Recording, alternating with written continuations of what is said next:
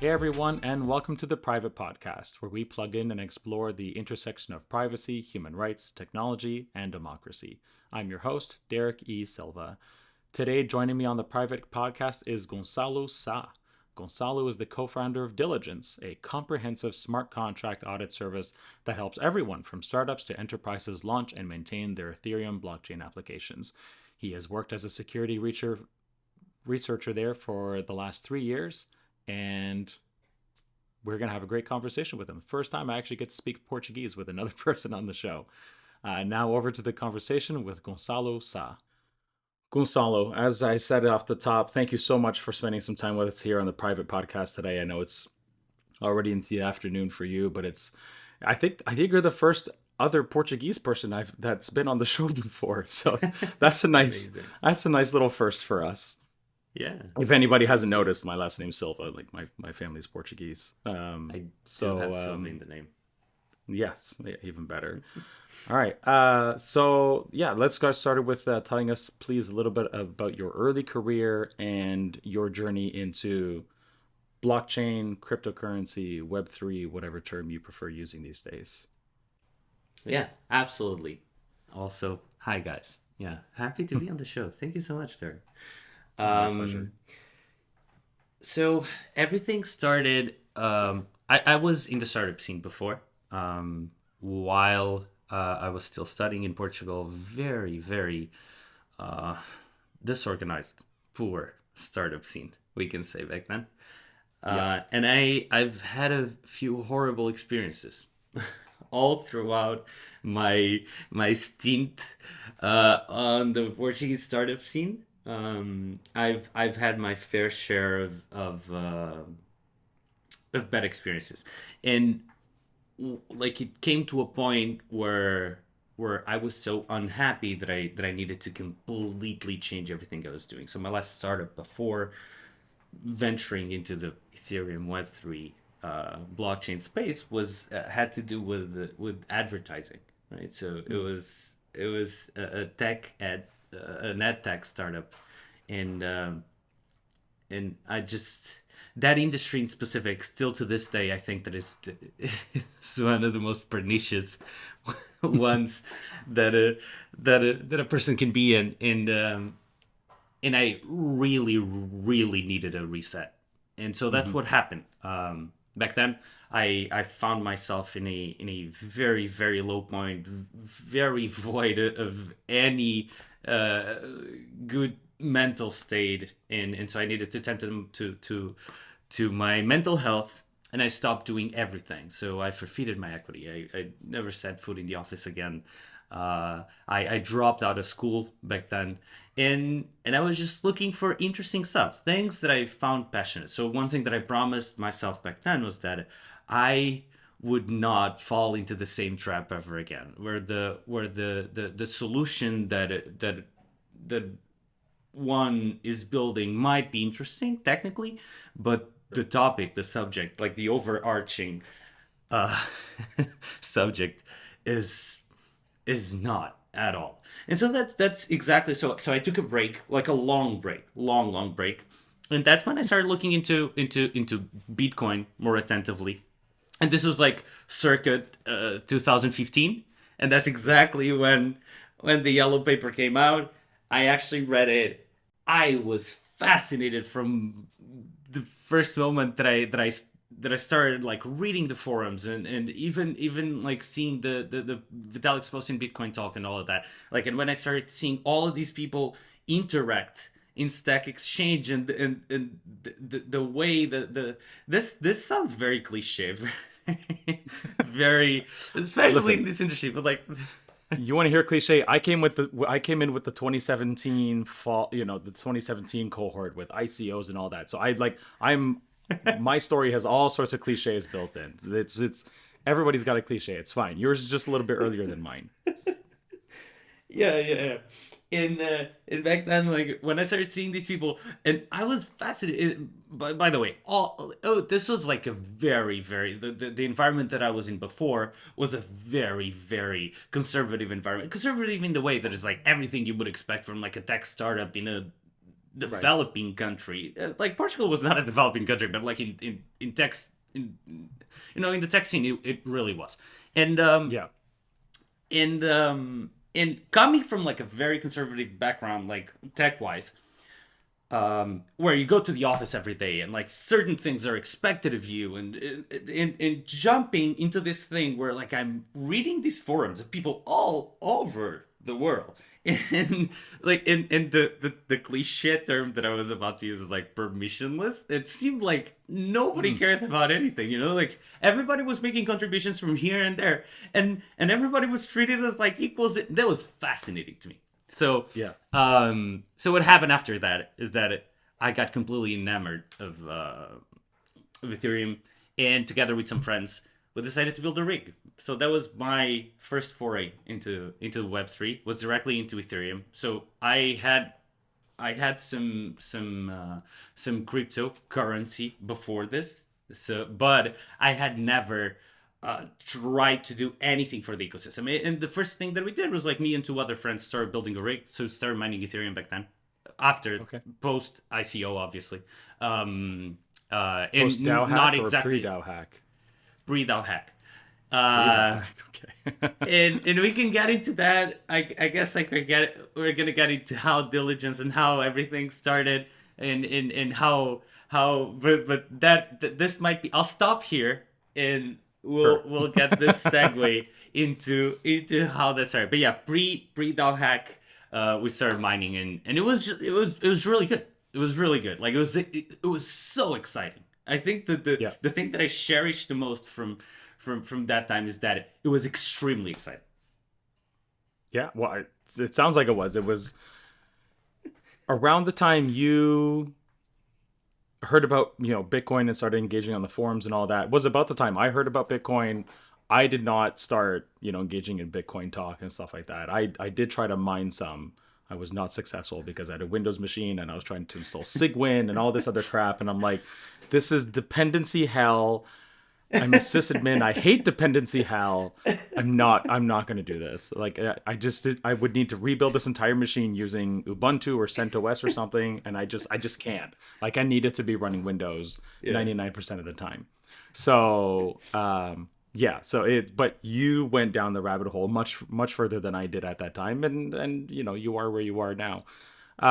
So I read your bio. It says that you're a passionate hacker. Can you tell me a little bit more about that? Like, how do you see that term, and what does that mean to you? Yeah. This is a good question. I see myself as passionate. I see myself as a passionate hacker for sure. And when I say that, what I really mean is that I really like to disassemble stuff. And when I use the term disassembling, I mean just like understanding what the hell is going on inside something. I don't necessarily like putting things together again, but I do enjoy taking them apart and like having fun in the process. I've been interested in like more specifically in the digital type of hacking since I can remember. So since my parents got a computer for the house, that I've spent like countless hours on like websites that had like CTFs, like from beginners to like more advanced stuff, and I've done some good things, some not so good things all throughout the years. I've never bad things, never. So this is a good distinction. You don't need to out yourself. Like I'm not American, you're not American, but the Fifth Amendment totally applies here. You do not need to say anything that incriminates yourself. I'm not gonna make you testify. I'm gonna pull that one thing out of their constitution and be like, that applies here on this podcast. It's hosted. This is hosted in the U.S. out of on Libsyn, so the Fifth Amendment totally applies. Totally applies. But yeah, my head was never black. That's okay. That's basically the very condensed. That's what I meant. My head was never black. It was also not white, so it was a gray, like a shade of gray for sure. But I really enjoyed those years. So like I'm definitely a night owl, and so like I spent many hours in like back then also like the infrastructure, like the digital infrastructure for everything in Portugal was shit. It was terrible. It was Yeah. terrible. Yeah. And so like SQL injections left and right, and so it wasn't that hard. Like for someone like me that was barely starting up, it was easy to get excited about that type of thing, because like what I really like, and this might actually be the right answer, the right distilled answer for the question. What I really like when I say that I'm a passionate hacker, what I'm really passionate about is the adrenaline rush of getting through the door. And I've and getting enjoyed that. yourself getting yourself a fake national identity card, making yourself a little bit older, shipped to a PO box so that you can go pick it up anonymously or semi-anonymously, and then going out to the bars. No, Exactly, no, I exactly. totally get that. I get that. I remember doing the like similar stuff in college and learning about setting things up, and I got the same. I got, well, maybe not the same rush, but I got a rush like sitting down and actually configuring the heck out of a firewall to make sure that only the stuff that needed to go in and out was going in and out, and making sure that everything on the security checklist was done, and if despite that, you set up a web hosting server, you take on a few clients, and all of a sudden, things are getting hacked. And while there's a little bit of adrenaline at first trying to shut things down, on the Exactly. defense side, it gets really exhausting after a while, because you're like, oh my god, I gotta have so much time to restore this. This is ridiculous. And then none of the backup and restore functions you've set up actually work the way they're supposed to. And so well, at least I ended up spending like 3 days, getting things back up and running. I'm sure it wasn't you, but at least I'm confident it wasn't you. Yeah, But yeah. this is later anyway. Uh, Yeah. okay. We're the So same people on different yeah, factions. yeah, pretty much. Yeah, Different I was not sides. trying to do any ethical hacking or gray hat. I was more on the defense side, which it's still something I enjoy. I'm like, all right, Absolutely. I get IP tables up and running, or DFW or whatever. Be like, okay, only port 80 and 443. That's it. That's all we need. Or it's an RPC node for a new blockchain, so it's like 33089. Like these are different ports. Don't need 80 and 443. No 25. No 2525. No SMTP. No IMAP. Um, which I do need to go spend some time doing something like that on a different server, but that's for later today or Thinking of tomorrow. it. Yeah, yeah, I think it's on my to-do list. All right, so you currently live in Lisbon, Portugal, for anybody who doesn't know. As you said, and I know this Porto, actually. firsthand. Oh, Just sorry, you live in Porto, right? Yeah. So which has also become a bit of a hub. But you're right. Back in the late '90s, early 2000s, the digital infrastructure, and I know from visiting family there, it was not good. Now, it wasn't great where I Yeah. lived because I lived out in the boonies, and so like it's not like I had cable internet in 1994, but they were definitely behind. I think Portugal leapfrogged a lot of countries Yeah. because like you can get zone fiber internet at home for way cheaper than what I can get it Absolutely. for, and the wireless infrastructure, at least every time I go, is amazing, whether it's Vodafone or Zone or Yep. somebody else, um, or Noj now, I think it's called. Yep. Yep. Exactly.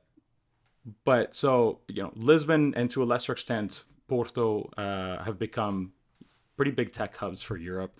Can you talk about how you've seen the landscape change over the last few years? The startup scene I think is much stronger now, and the Golden Visa program has certainly contributed to some of this. Absolutely. Yeah. So I actually lived in Lisbon up until recently. Okay. I've lived there for 12 years. So this is a new thing. I needed. I think I'm escaping the exodus, you know. I'm actually proof that there has been an exodus, that Lisbon has become like a tech hub.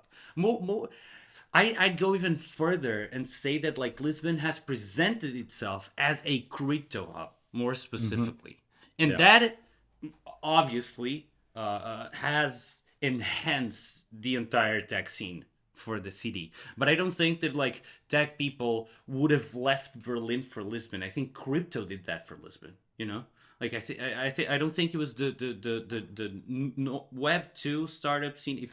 If this exists, I'm just throwing words out. I don't think it would have been the normal Web 2 startup scene that would have gotten this level of traction in Lisbon, but it has definitely changed. Yeah. Definitely changed. And it was fast. It was sudden. It was like the past 5 years, obviously aided by the golden visa situation, which by the way now doesn't work in Lisbon and Porto. So it only works outside of these two cities because Braga, Coimbra, like there's lots of other beautiful cities. So, I'll just end up in the Algarve region. That's okay. Like, exactly. Like, so hurtful to go live in like one of the sunniest locales in the world. Yeah. Such a pain. But it is so it has definitely manifested itself. And I do believe that it is a place that is conducted that actually conducts a lot of, you know, like a lot of like it lets you focus. I don't know how to say this in English. Like I'm missing the words, but it actually say it in Portuguese. Maybe I'll be able to translate.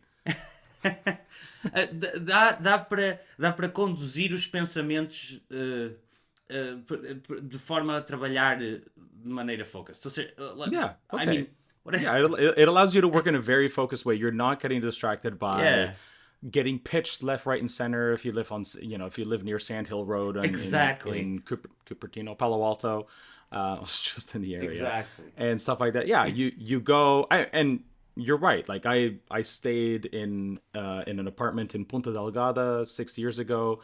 And despite the fact that I was really close to the marina, I could literally see, you know, the cruise ships come in and out and stuff like that. There's an essence of just calmness and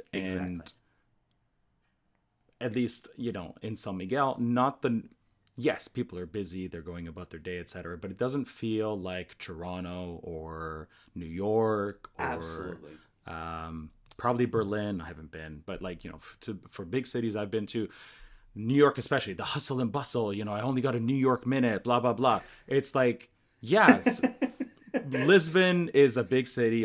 Porto is a pretty big city too. But I think it's the architecture and just the general Portuguese way of life that lets you focus more intently on what you got to do, despite the fact that, you know, obviously you have a life and other things are happening. Yeah, absolutely. And so like actually like when I started at Consensys, like I started going to Brooklyn a lot and spending there like more prolonged periods of time, and I could not do New York. In fact, that's the reason why I was like, I'm the proof that Lisbon is starting to get some hustle and bustle, because I moved back to Porto. I'm originally from Porto, and I'm like, this is the right time to go back and enjoy some chill times. Yeah, you know? yeah. I'm sure it'll come for you too there.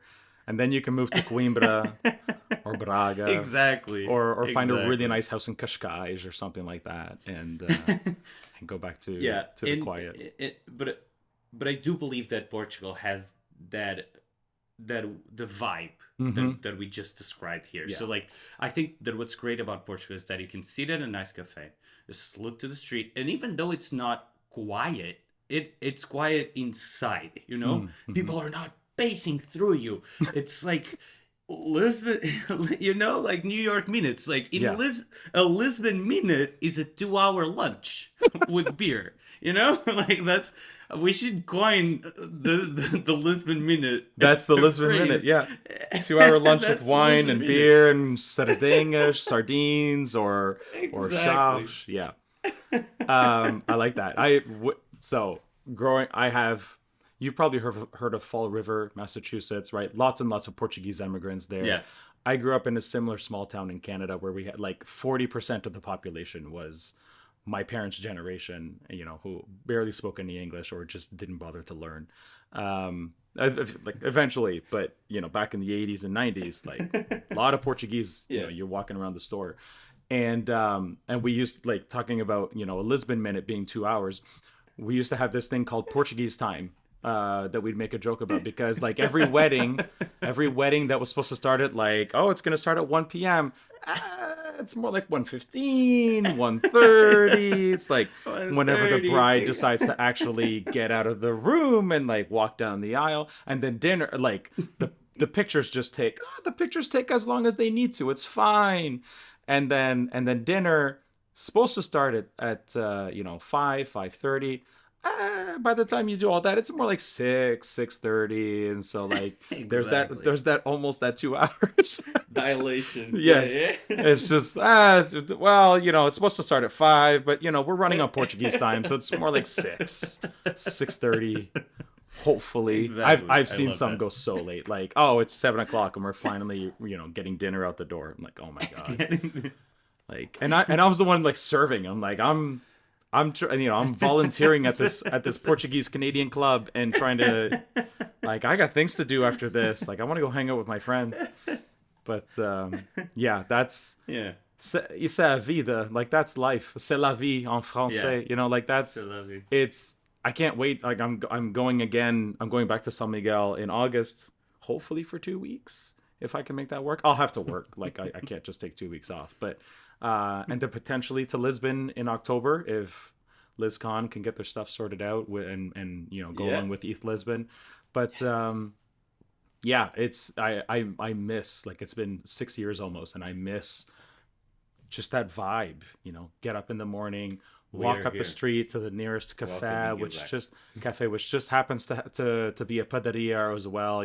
Like a little bakery with some buns and some pastéis de nata, custard tarts and stuff like that. I'm like, literally walk there, get an amazing breakfast, walk home because it's like 2 minutes or back to the apartment, and it's just not something I could do that more easily here where I live now, but definitely where I just moved from. You can't do that. Everything's drive. You got to drive everywhere, and it's like at least 5 minutes. Get in the car and go Yep. somewhere. So the vibe is definitely different in Lisbon and Porto and pretty much everywhere else. Not to mention Alentejo, the Alentejo region, where 2 hours is more like three. The 3 hour lunch. Yeah. And because you're just absolutely. you're mostly just making wine. The grapes can wait. But anyway, okay. So you just talked about working with Consensys, spending a little bit of time in Brooklyn. Let's rewind a little bit. What inspired you to found Diligence? And yeah, we'll start there. We could talk about the team after. So what inspired you to found Diligence? So, going back and picking up the DAO segue hack. that we talked about. The DAO hack. Exactly. So, I started mining. Me and my two friends, we were completely broke. So at that point, we're selling, I don't know, like 100 ETH a month to pay for the electricity bill. Mm.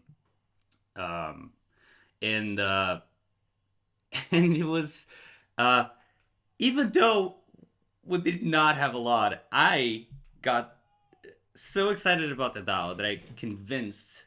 And we were saving every month, right? Like, we were not spending all of our ETH. It was a profitable endeavor. Okay. And I convinced them, hey guys, this is dope. You guys should check this out. And I sent them the DAO, like all the articles around it, the forum posts, and all of that. They read it. They're like, yeah, whatever you say. I really don't want to bother with utilizing anything for now. I'm good with holding. And I'm like, well, I'm not. I'm just gonna deploy all of our ETH into the DAO.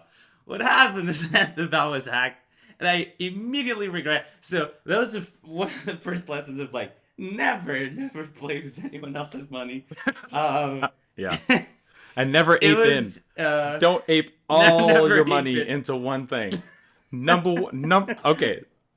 I wouldn't call it investing because it's a DAO, but like it, the the number one rule of your money is never put, more money than you can afford to lose into one thing. Let's leave the word investment out of Yeah, it, right? Doesn't matter if, honestly, it doesn't matter if it's a car, it doesn't matter if it's a house. If you put every penny you yeah, own into a house, if something goes wrong with the house, you have nothing left over to actually go fix the thing, right? So it exactly, really doesn't matter if it's an investment or not. You don't blow all your money on one thing. A Coach exactly. purse, a house, a car, a watch, a laptop, whatever. Like you need to keep a little bit of money for yourself so that you can live, fix the thing that you just bought, etc., depending on what it is. Okay, so don't play with other Yeah. people's money. I agree. This is investment advice. No, it's not. I'm kidding. No, it's not. Don't make me add a No, disclaimer it's to this not. I'm show. so sorry. I am so sorry. No, Derek, no, I'm sorry. Yeah, so that happened, and I was distraught that day. Like I I was sleeping when the thing happened, Mm, even though I had seen everybody say, "Hey, there's a problem here. This is gonna go to shit. Like this is not okay." And I was like, we'll be fine. Even famous as a last hacker, words. I was like, nah, I'm so excited about everything. It's like, it's gonna be fine. And it was not. It was definitely not. I was not awake when it happened. And so when I woke up, it was already like mid craziness. Just like, I'm using Exodus a lot, but it was literally an Exodus. Yeah. People, everybody freaking out, everybody trying to sell their DAO tokens, everything. And I didn't believe that Vitalik was going to hard fork. And so, like, I sold all the tokens for like a fraction of their price. And so it went awful. It went Yeah. awful. Yeah. After that, I promised myself. So this is like the inception story for why I started doing security on Web3, because I was not going to do that. Security was a hobby up until now. I had never done security professionally. I coded. I did more like architectural stuff, and I wanted to keep it that way. But at this point, I was like, no, I need to do something about it. So I promised myself that I would never put money on anything again that I hadn't taken a look myself, and that taking a look expanded into auditing. So back then, like, I remember that, like, I started seeing some very, very crude reports, like markdown files by Nick Johnson and Piper Merriam, who were themselves trying to help out teams in the ecosystem for free. I think. I don't know. I don't know why it said for free. I started doing it for free. And I had all the best intentions, because I just wanted to make sure that wherever I deployed these, it was secure, right? This morphed into me trying to help so much that people started thinking that I was trying to socially engineer them. Oh.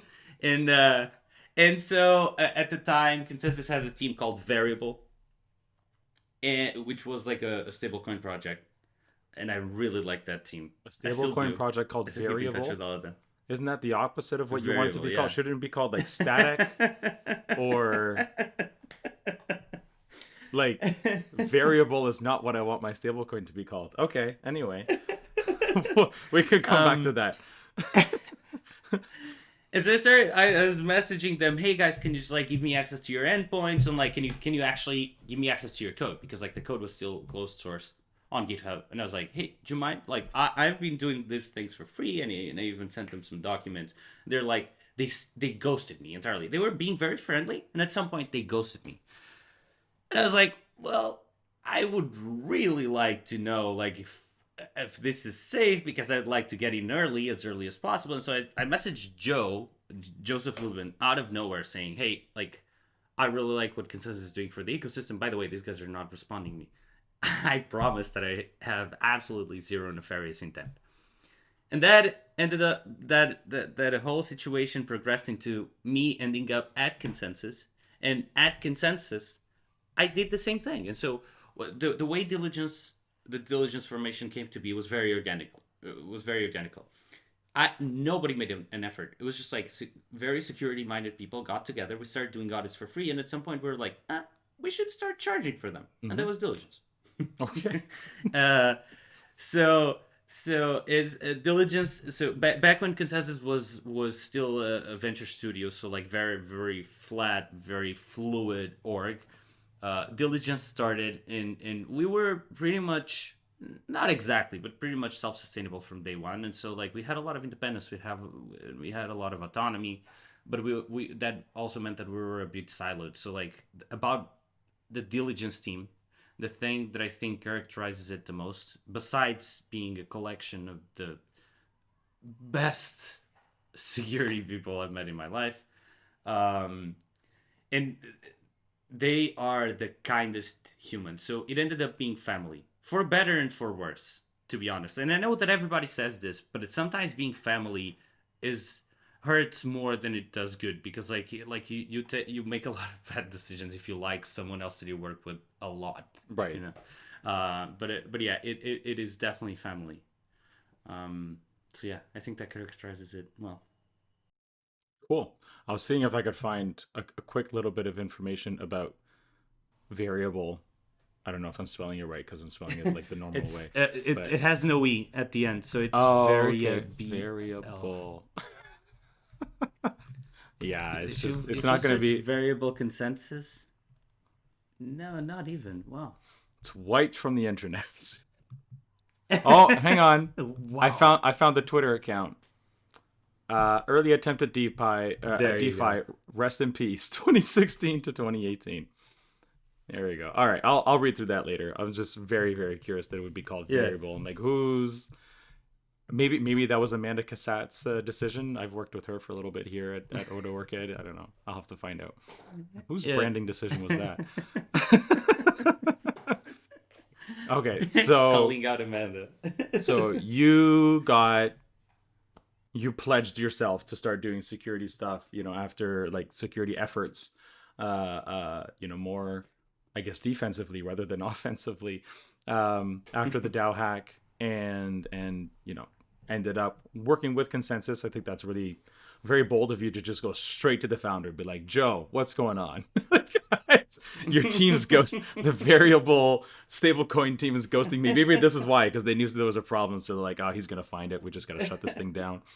Um, so yeah, so you talked a little bit about the team. Obviously, security is critical in this space where the most important source code is open source. It's published to the blockchain. Hopefully, it's Yep. been verified by the team, or by the developer who deployed it, and which on the one hand means that lots and lots of the open source dream, lots and lots of people can look at it, can see it, can audit it, can make recommendations if they're a white hat or maybe a gray hat to improve it. On the other hand, the black hats can also do the same thing. They can go through it, they can discover those vulnerabilities, and without saying anything, exploit it. We've seen this time and time again. So like what types of services, or you said you started doing audits. What types of services does Diligence offer other companies? I'm sure, Solidity, smart contract audits is in there. What else? Yeah. So yeah, that's how we started. Definitely in Solidity's our wheelhouse. Me specifically, like I got obsessed with Solidity and the Solidity compiler. So that is still the thing that I enjoy the most. Definitely, and that's how what Diligence started doing in the beginning. So we only cared about smart contracts, and most of the smart contracts were Solidity, even though we did not, like, it was not oppressive. So we did not only do Solidity audits. So we did, for example, an audit of the first ENS contract in LLL, uh, which I don't even remember what the I don't. acronym Yeah, is I've never for, heard of like low LLL. level I know. Lisp like language. I know Viper and Solidity, and that's about Right. it. So LLL precedes Viper. For Ethereum, that's all I know. Um, Yeah. Yeah, yeah, and it was like Lisp-like, so Oh, okay. still very, like, way more low level than Solidity. Then Viper came along, and we did some audits of Viper, and then but then, like, obviously infrastructure started expanding and, like, getting more intricate, and people started relying a lot more on off-chain components, and so we started doing that as well. So we've done a lot of Golang audits. So it's not audits of Golang specifically, it's audits of a system that includes Golang. So this means everything from Solidity to the off-chain parts. So we've seen a lot of Go in the beginning, probably because of Geth, right? People were using Go a lot. These days, there's a smooth transition over to Rust, which I must say I don't like as much, but we're definitely seeing that. And as the time went by, so most of the people at Diligence had normal information security backgrounds, or Web 2 information security backgrounds. I really don't like the word Web 2, but Traditional. but they traditional. So they had information security backgrounds, and so we started doing pen tests as well, and we tried to be as holistic as possible. And at the end of the day, what you're getting is time of someone that has been deeply ingrained in the cybersecurity space for lots of years. So if we have the capabilities, and so if you think that your infrastructure has a backend that is a critical component, we will do that for you. We'll leave that up to you, and obviously we make recommendations based on initial assessments of the systems. But yeah, we're spread all throughout. Definitely our wheelhouse being still on-chain stuff. Okay, all right. I think that's good. I think that's like, I haven't needed to engage Consensys Diligence, so it's not like I've done a deep dive into what each auditing firm offers or cybersecurity firm offers in Web3, in blockchain, to help differentiate, like, what does Diligence do, what does Hacken do, what does QuantStamp do, etc. Obviously, that core competency is the same across the board, or not that you're biased, that you're biased in any way. I think there are definitely a recognized top tier of firms, and certainly Diligence is up there. I won't deny that. No worries. Oh, but ultimately, I mean, everybody makes mistakes. I don't think there's anybody at this point who's had no issue get through, who hasn't had, something that they've audited still get exploited. But that's a function of Solidity and Viper and all those still being very young languages and frameworks, and people relying a lot on what other people have built. Like, the number of Open Zeppelin based contracts I've seen is absolutely ridiculous. It's great because there's going to be certain things in there, and presumably Open Zeppelin is getting things audited, or as they make new stuff, or whether it's internally or externally, etc. That's great, right? Like, having a framework to start from and not having to reinvent the wheel every time, makes a big difference. But at the same time, it's like really overwhelming sometimes, where I'm like, oh, another Open Zeppelin. Like, it's just all these references, and like, you look at whatever new DeFi thing, and you're like, oh, their ERC20, came from the Open Zeppelin, smart contract, which is fine, because they probably didn't make any crazy changes to make it like SNX from Synthetics, where it's not a standard ERC20. But yeah, it's offer some assurances, and then at the same time, also, it's like, maybe they're a little lazy. and just didn't want to do their own thing, depending on what they're building at the time. Sorry, you were gonna say something? Yeah, I was gonna say that, like, in Open Zeppelin is doing the Lord's work, to be honest. Like, I'm very thankful for all the libraries they built. Even though, like, Solidity as a whole, like, inheritance, like the inheritance pattern gets super overwhelming when you're analyzing a code base from our side rather than from, like, a development side. I'm grateful for them, because that, like, having standardized components and normalized components really helps speed up getting, first, a good mental model of the system. Secondly, actually trusting, the risk assessment immediately goes down if we know that someone is using like an OpenTemplate component. I do believe that there's something to be said about simplicity. So when I was mentioning the inheritance model, I do think that like people overcomplicate a lot of the solutions. This is something. So we've worked with Orchid, and to be fair, yes, you did. Yeah, a few years ago. I was since early days. Yeah. Like 2 or 3 times, I think, over the years, and I've always been a Soric fanboy since iPhone 4 days. And when I realized that I was gonna work with Jay Freeman, I was like, nah, this must be wrong. So it was I was like I was baffled, to be honest, in a good way, and it was a a teaching moment. Like it was very clear to me that Jay values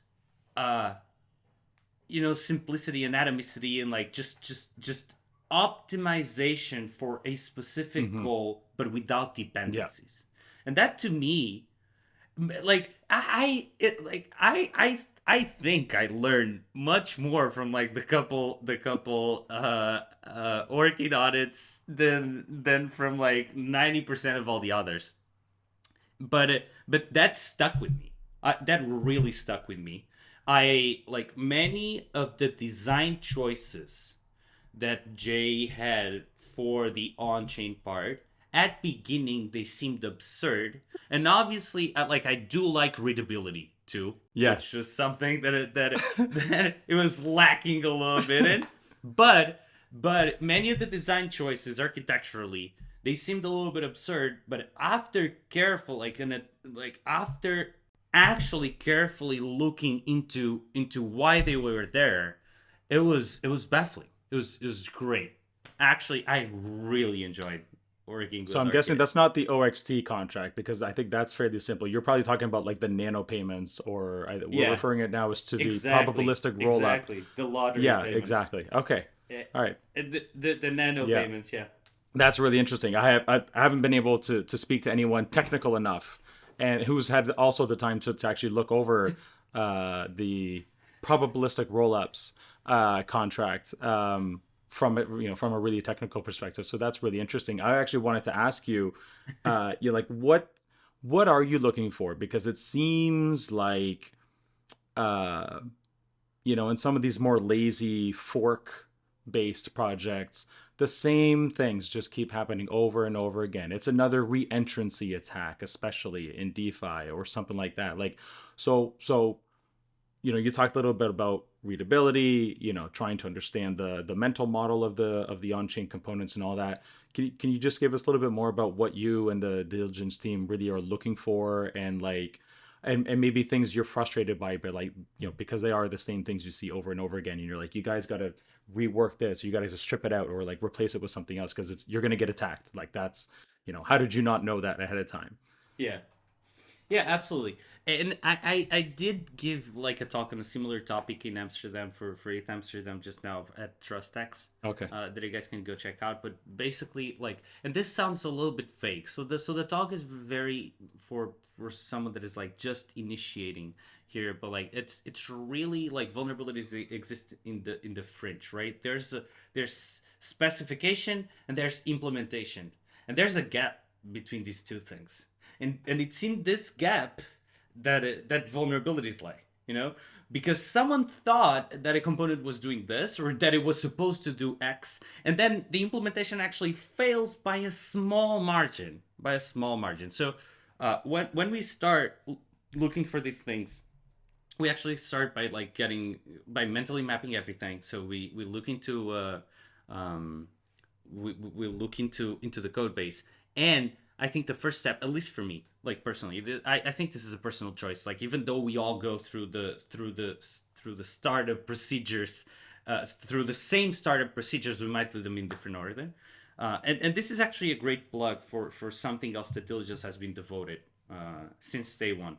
So when I start out, I like to visualize the code base and to better mentally map whatever's going on. And again, like this being a good plug, all of the tools that we use throughout the audit are built in-house, and 95% of them are open source. So I built Surya, which is like a visualization for smart contracts. Martin Ortner has built a myriad of tools for like from VS Code extensions. He actually built like the visualization for the dot files that my tool creates. All of that, we've been putting that out as open source free tools for everyone. And this is not, we actually started marketing these as auditor tools. So initially our extensions were for example called Solidity Visual Auditor, and we stopped doing that because like these are useful for everybody, and like it has been our goal from day one to shift security left, right? Like people need to start thinking about security earlier and more aggressively. Not it cannot be a fleeting thought, you know? It has to be present from day one, and these tools actually help you do that. And going back to the hacks that happen, one of your questions was like, these hacks keep happening repeatedly. All of the things that we've already seen, from reentrancy to whatever else, keep happening. Attacking oracles and being able to mess with the time weighted average price and stuff like that. Like the number of TWAP related. That's a funny term. The number of TWAP related attacks is like, it's not as bad as reentrancy. I don't think, at least not from what I read, but like it just seems to be the same thing over and over again. Yeah. For the most part. Yeah, exactly. So we keep seeing all of these things, and so Diligence has a product side, so it's not all auditors.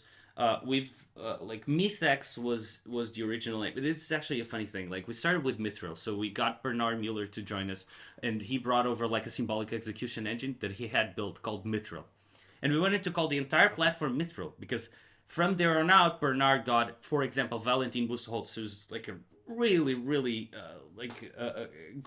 just overall great human that has been dedicated to program analysis and has a PhD on all of these things.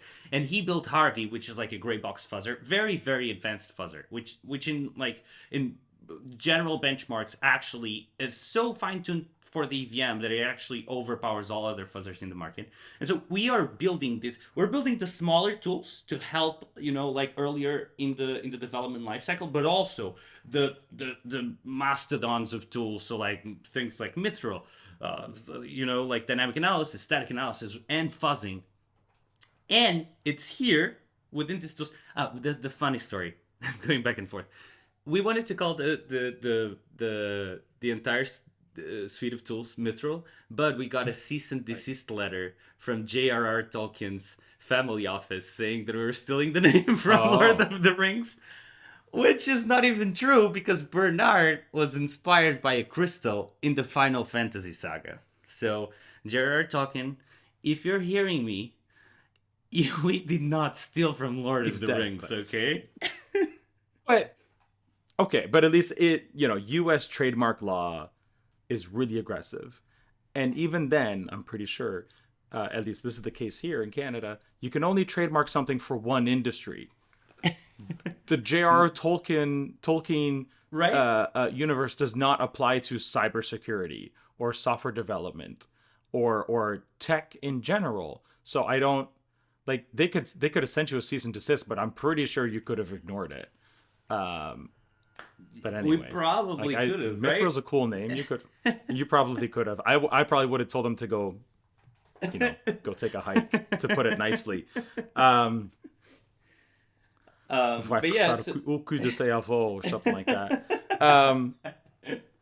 Which is something I'll explain if people actually listen to this episode and join the Discord. I'll explain what that means in English. But something that was the insult that we used to tell each other at like 11, 12 years old. It's a pretty fun one. Anyway, yeah, it was a good one. I don't know who made it up. It wasn't me. But anyway, okay, so you wanted to call it Mithril. J.R.R. Tolkien's estate got involved, which is stupid, but okay.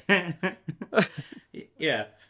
But yeah, this is to say that like the way we're trying to prevent these repeated attacks, and it's not that easy. Obviously, I'm generalizing a lot, but the way we're trying to prevent is that we encode these things. These tools, specifically like the dynamic analysis part and static analysis part, are very opinionated tools. So whenever there's a hack, there's like, that's a class of attacks, and we also built the SWC registry, which is akin to the CWE, the weaknesses classification. So like whenever we can generalize a type of attack, we actually bake it into the modules of these tools. And so right now, we like these tools were too opinionated, and obviously they only care about code related bugs and not about business logic bugs. And so the infrastructure, the security tooling infrastructure is still growing in the Web3 space, and we're dedicated to actually make it grow. And so what we created was something akin to a specification language called Scribble, which works together with our fuzzer, but any other fuzzer as well.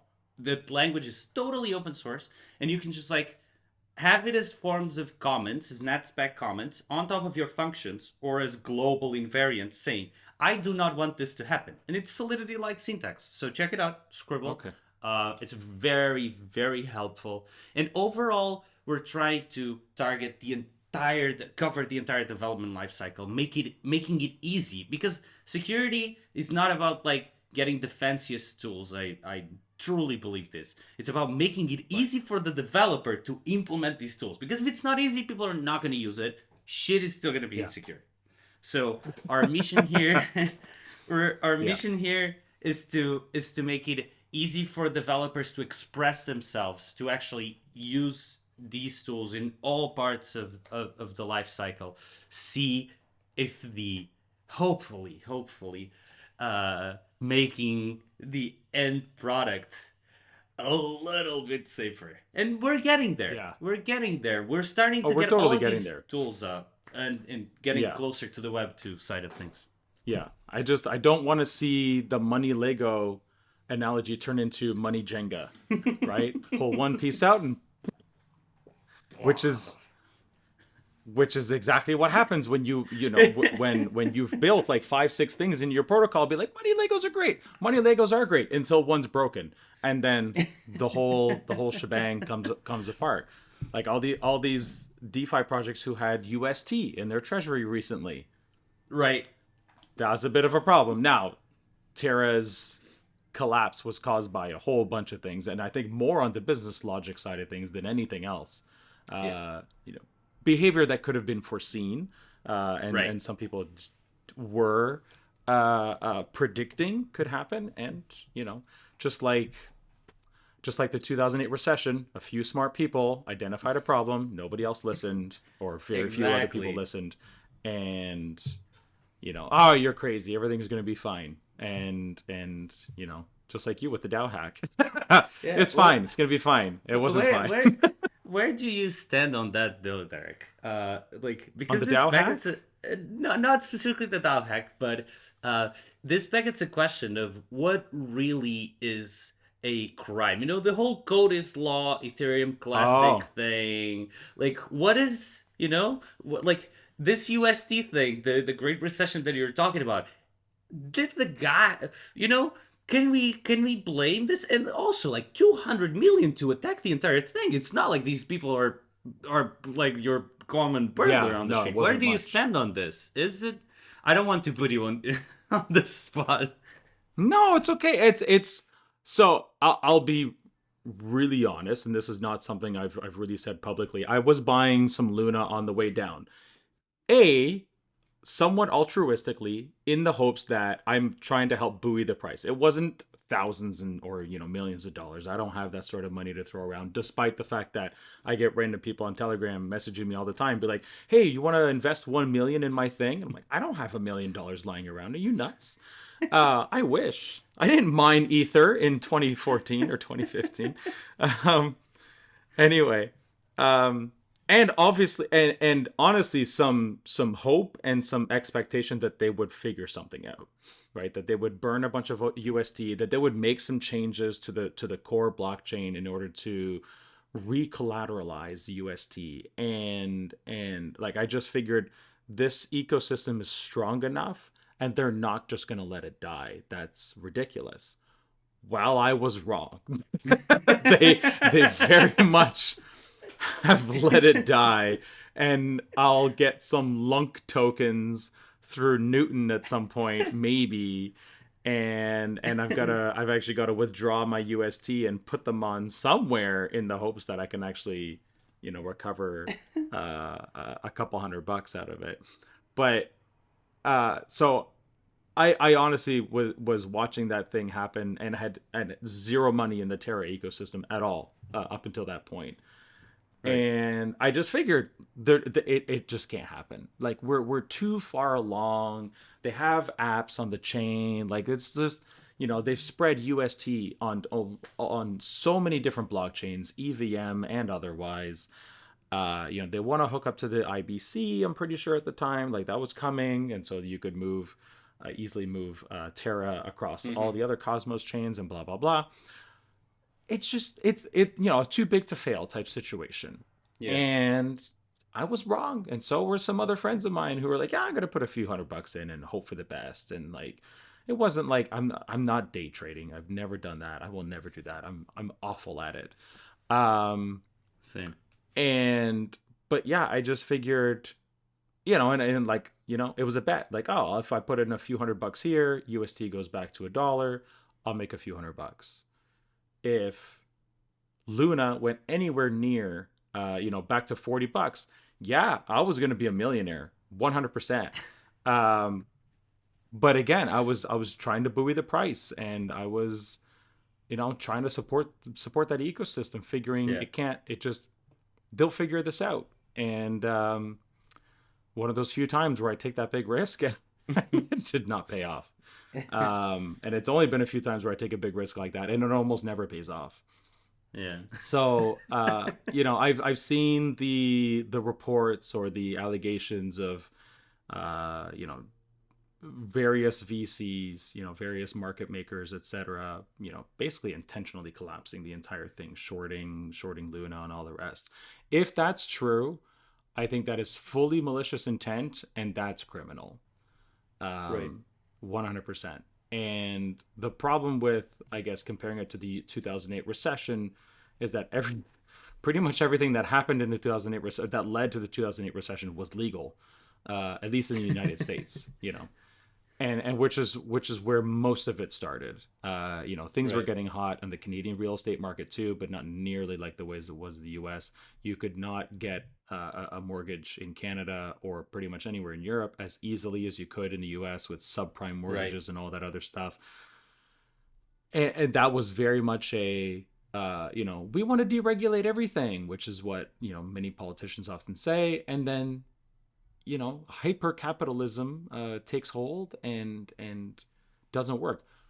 Hyper or ultra on either side of that economic spectrum doesn't work, in my opinion. And I think we've seen time and time again that it doesn't work. You do, full on USSR, that doesn't work. You do full on ultra capitalism, that fails, and you end up with massive inequality and the top 1% owning almost all the wealth, etc.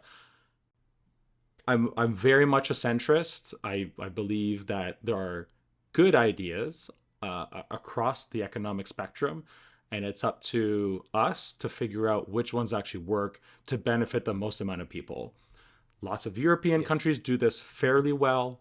Canada does this fairly well. There's always inequality. I don't know if that'll ever go away, but recognizing it, and a recent recognition of housing people, putting them in a home and just paying for it for a little while until they get back on their feet is actually cheaper than having them rely on all these crazy social services or all services that are like all over the place, all around the city. And you're making them, travel kilometers and kilometers to access this thing and that thing, the other thing, and get a check and go like buy groceries and whatever else.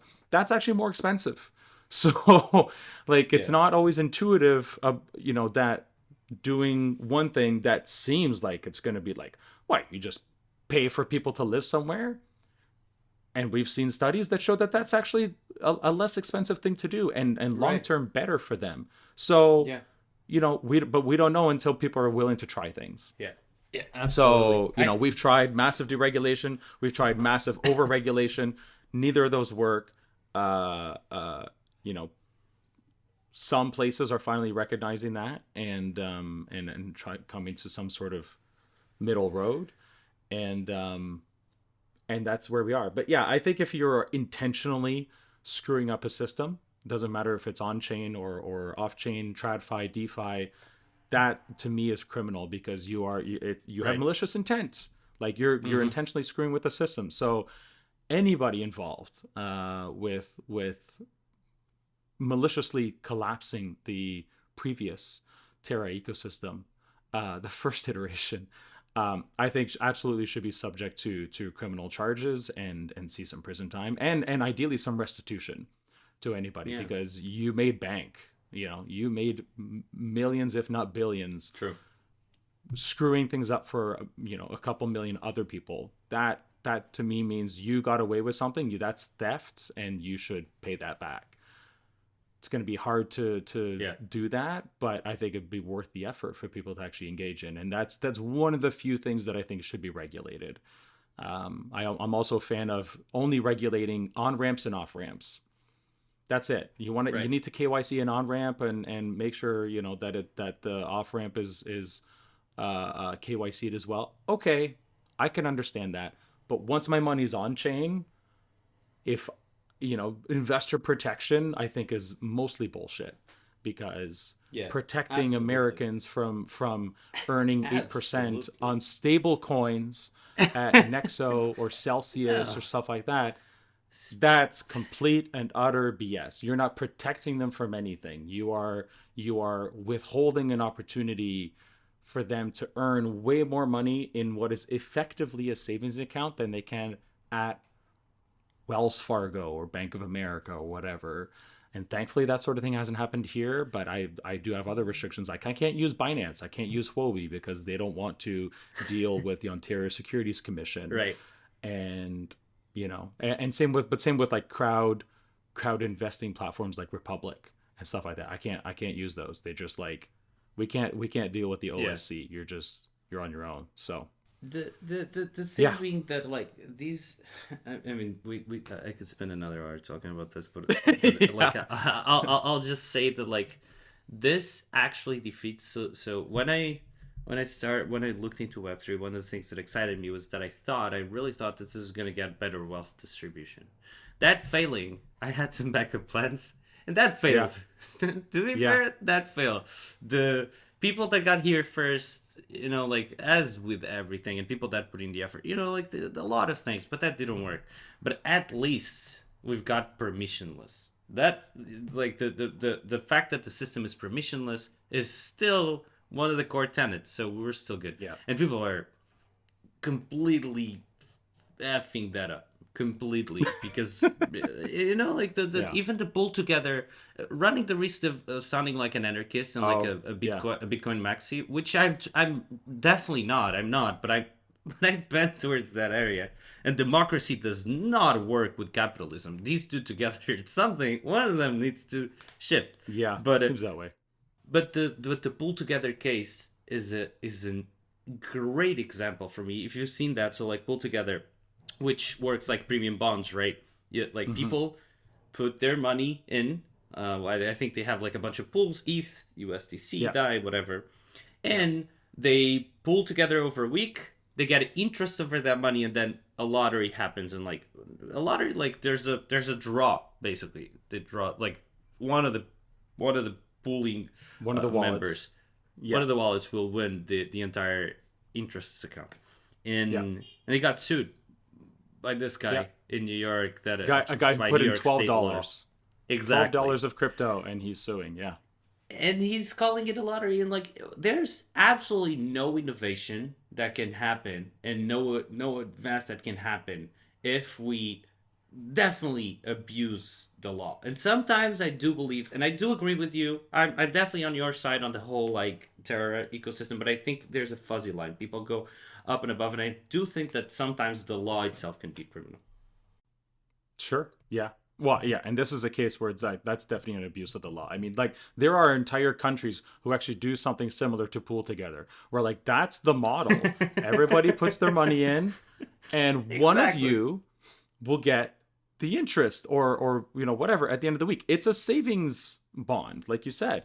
But I think part of the problem, at least last time I tried pool together, was that there's no limit to how many tickets a wallet can buy, and so you actually end Right. up with like entire protocols depositing the money into pool together, and then they have a very much higher than average chance of getting the lottery because they have so Right. many lottery tickets and or so many deposits into the pool ticket. That I think needs to change, and that would actually democratize greatly people's chances to win, because over time I was like, I'm not actually going to get anything out of this. Like it's just I put money in on Ethereum and on Polygon into pool together, and then I just came to this realization of like looking at stats. I'm like, I'm never gonna win.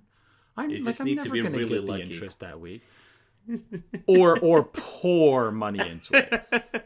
And instead I do things like realty, which is regulated, and I've signed contracts with them and all the rest, so that I actually get tokens in a property in a series in this Delaware LLC, and every week I get my proportionate amount of rent for that home, and there's only so many tokens for the home, and they set an expected yield over the year, and that's pretty much exactly what I'm getting. And so like that to me is a much better vehicle for me who wants long-term stable earnings. And at this point I've made way more money collecting rent that I did not have to do any work for through realty than I ever would have earned on Pool Together. So I Right. absolutely hope Pool Together wins their case. I've debated buying one of the NFTs to help fund their defense. I haven't yet, but yeah, absolutely. Like you don't put in $12 and then sue for a couple million. That's ridiculous. Like it's just take a hike, go find something else, go pay the $12 to get your $12 back out on Ethereum, and or just leave it and hope for the best. Yeah. Like it's just it almost feels like a very predatory thing where I'm gonna put $12 in Oh here yeah, knowing I'll probably 100%. never win anything, and then I'm gonna go sue them, and like that's how And I'm gonna make my millions here. yeah, and he's suing on behalf of all the Not on my behalf, lottery he's not. participants. I Yes. didn't sanction that. I didn't ask for that. Oh, So but by New anyway, York law, you can apparently. It's yeah, I don't let's know. should stop talking about this. Not a Yeah, good time. I've Not a good I've been roped into a few class actions that I'm like, I don't really care. Um time. anyway, Gonzalo, thank you so much for spending extra Thank time you with us so here. much. Really appreciate it. Had a great time talking about Me too. Portuguese culture and security and everything else. For people who want to keep in touch with you and what you're doing, do you have a Twitter account or a website you want to promote, or just diligence? I do. Let's yeah, absolutely. So you can catch me on Twitter. That's where I'm most active at GNSPS with heart, but those are my initials. Okay. And you can catch me um at my website gnsps.com, or if you use Handshake, kind.thief. I have the Oh, thief TLD. So nice. uh yeah, and yeah, so I'm very very responsive in DMs. So if you need to reach out, also definitely check out Diligence. Definitely check out the Fuzzer and Scribble. These are really great tools. Check out our tools page. Got some mutation testing tools for you. All you might need from start to end. We cover your Nice. entire development lifecycle. Awesome. Thank you very much. And for everybody listening or watching, until next time, stay free.